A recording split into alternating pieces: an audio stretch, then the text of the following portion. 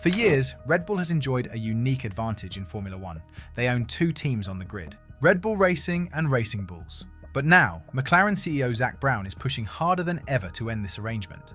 He has written a formal letter to the FIA demanding a crackdown on multi-team ownership. And this time, the FIA is actually listening. This is a fundamental question about whether the sport is truly fair. Zak Brown has been vocal about this issue for a long time, but his recent letter to FIA President Mohammed Ben Sulayem takes the fight to a whole new level. He is formally asking the governing body to step in and change the rules. The core of his argument is that owning two teams gives Red Bull an unfair structural advantage that cannot be fixed by the budget cap or aerodynamic testing restrictions. The history of this situation goes back to 2005. Formula One was struggling to keep the grid full. Minardi was on the verge of collapse, and the sport begged Red Bull to step in and save them. Red Bull bought Minardi, renamed it Scuderia Toro Rosso, and kept the team alive. They used it as a junior team to develop drivers like Sebastian Vettel, Daniel Ricciardo, and Max Verstappen. For a long time, nobody complained. It was seen as a necessary evil in an era where independent teams were constantly going bankrupt. But Formula One has changed dramatically since 2005. Today, thanks to the budget cap and massive growth in popularity, every team is worth billions of dollars.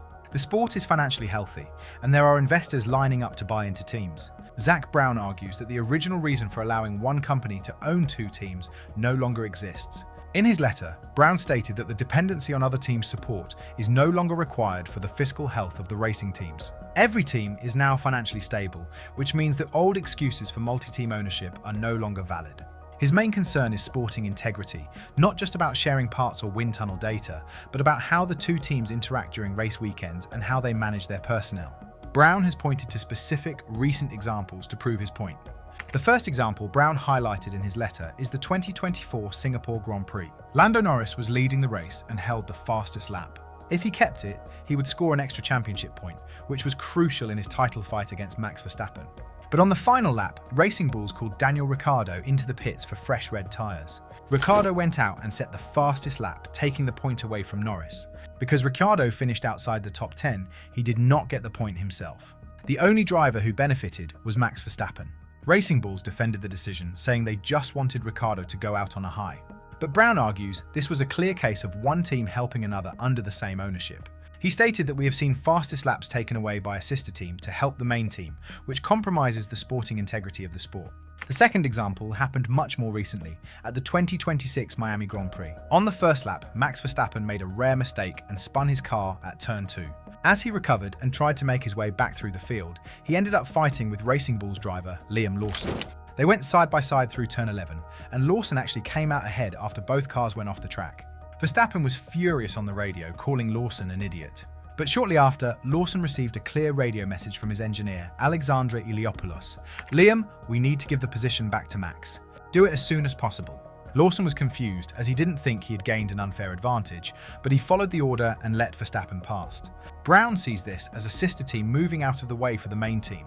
Would a truly independent team have given that order so quickly?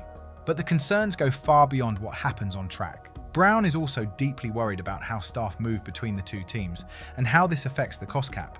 When Christian Horner was sacked as Red Bull team principal in July 2025, Red Bull needed a replacement fast. Within days, they announced that Laurent Mekies, the team principal of Racing Bulls, would take over the top job at Red Bull Racing. Mekies moved from one team to the other almost overnight. No lengthy transition period, no drawn-out negotiations. Brown compared this to what happens when staff move between truly independent teams. When McLaren hired senior engineer Rob Marshall from Red Bull, Marshall had to serve a strict 9-month gardening leave period before he could even step foot in the McLaren factory. McLaren also had to pay heavy compensation to break his contract. This is standard practice in Formula One to prevent intellectual property from moving too quickly between rivals. But when staff move between Red Bull and Racing Bulls, Brown argues, there are no such delays or costs. He pointed out that staff can move from one team to another overnight, while he has to wait until 2028 for some hires.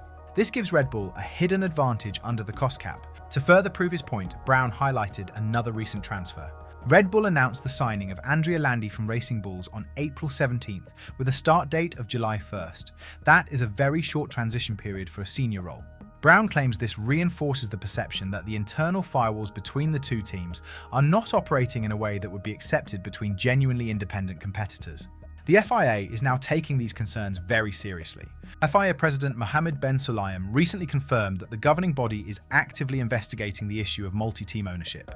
He stated clearly that he believes owning two teams is not the right way forward for the sport. He questioned the true motivation behind it, saying that if it is just to prevent others from entering the sport or to gain extra voting power on regulatory matters, then it is a problem. The FIA has put a dedicated team on the case to see what is legally possible. This investigation comes at a critical time. Mercedes is currently in talks to buy a 24% stake in the Alpine F1 team from the investor group Otro Capital. If that deal goes through, it would create another multi-team ownership situation. The FIA wants to prevent this from becoming a trend. If Red Bull is allowed to keep two teams, it becomes very difficult to stop Mercedes or Ferrari from doing the same thing in the future. That could lead to a grid controlled by just 3 or 4 massive corporations, which would destroy the independent nature of the sport. There are now serious rumours that the FIA might force Red Bull to sell racing bulls. The London Times recently reported that changes to the rules could lead to a forced sale, possibly ahead of the new Concord Agreement in 2031. However, this would be an incredibly complicated process. Red Bull bought the team when the sport begged them to, and they have invested hundreds of millions of dollars into it over 2 decades. Forcing them to sell now, just when the team is finally worth close to $1 billion, could lead to massive legal challenges. Red Bull, of course, defends their position strongly. They argue that Racing Bulls is an independent team that operates strictly within the FIA rules, with separate factories in Milton Keynes and Faenza and separate leadership structures. They insist the firewalls are real. But as the two teams share more transferable parts, like suspension and gearboxes, the rest of the paddock is becoming increasingly uncomfortable. The perception of unfairness is growing, and in a sport as political as Formula One, perception often matters just as much as reality. Zak Brown has suggested that Formula One should look at how other major sports handle this issue. In his letter, he pointed out that co-ownership is prohibited in almost all other major forms of sport. He specifically mentioned football, where UEFA requires structural remedies for clubs with common ownership, such as independent trusts and strict restrictions on player transfers between linked clubs. Brown wants similar rules in Formula One to eliminate what he calls A and B team dynamics. He believes the sport needs to work quickly to start unwinding these established alliances to ensure the future integrity of the championship. The outcome of this FIA investigation could fundamentally change the landscape of Formula One. If the governing body decides to ban multi-team ownership, Red Bull will have to make a very difficult choice. They could choose to sell racing bulls for a massive profit, given how much team values have increased in recent years. There would be no shortage of buyers willing to pay top dollar for an established entry on the grid. Or they could try to fight the ruling in court, arguing that they have a right to keep the team they built. For now, Zak Brown is keeping the pressure on, and he shows no signs of backing down. He believes that for Formula One to be truly fair, every team must compete on an equal footing against all 9 of its rivals. As long as Red Bull owns 2 teams, Brown will continue to argue that the playing field is simply not level. The next few months will be absolutely crucial as the FIA decides how to handle one of the most controversial issues in the sport. Will they force Red Bull to sell? Will they introduce strict new rules to separate the teams? Or will they decide that the current system is fine as it is? Whatever happens, Zak Brown has made sure that this issue can no longer be ignored. The era of the B team in Formula One might finally be coming to an end,